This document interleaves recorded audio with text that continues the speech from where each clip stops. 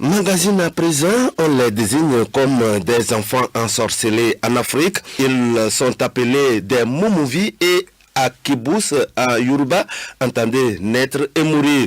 Ces enfants, en réalité, souffrent de l'autisme, un handicap qui se manifeste par des troubles précoces de développement d'origine neurobiologique. Comment se manifeste cette maladie et quelles peuvent en être les conséquences? Éléments de réponse dans ce magazine de Yakubu Wahabou. Présentation, l'œuvre de Léontine Atogima.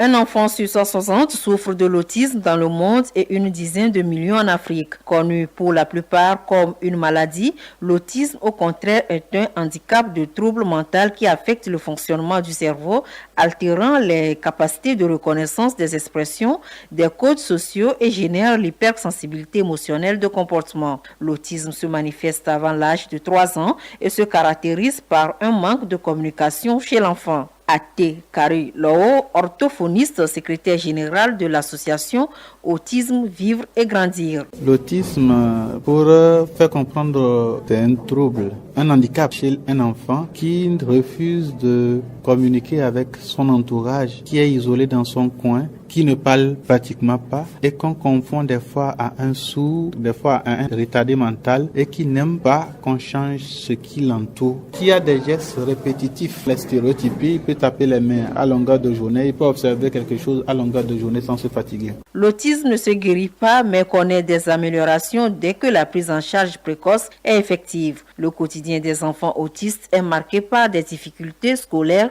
et la stigmatisation. Écoutons la mère d'un enfant autiste. C'est un combat que nous menons vraiment pour nos enfants autistes. Des difficultés que nous vivons, c'est vraiment pénible pour la prise en charge de nos enfants autistes. Pour l'école, c'est pénible. Lorsque vous amenez l'enfant, il est agité, donc il est rejeté. On lui apprend tout doucement à connaître les choses. Des fois, il apprend quelque chose, mais le lendemain, c'est qu'il oublie. Je voudrais vraiment qu'on évite de stigmatiser pour qu'il sache que c'est pas une maladie. C'est la compréhension en fait. Mon enfant, quand tu l'amènes, on dit oh, il va frapper les autres enfants. Les causes de ces handicaps étant méconnues, les hypothèses environnementales, génétiques, le temps d'exposition d'un bébé devant la télévision ou des considérations mystiques ne sont pas convaincantes pour proposer des mesures préventives à l'autisme.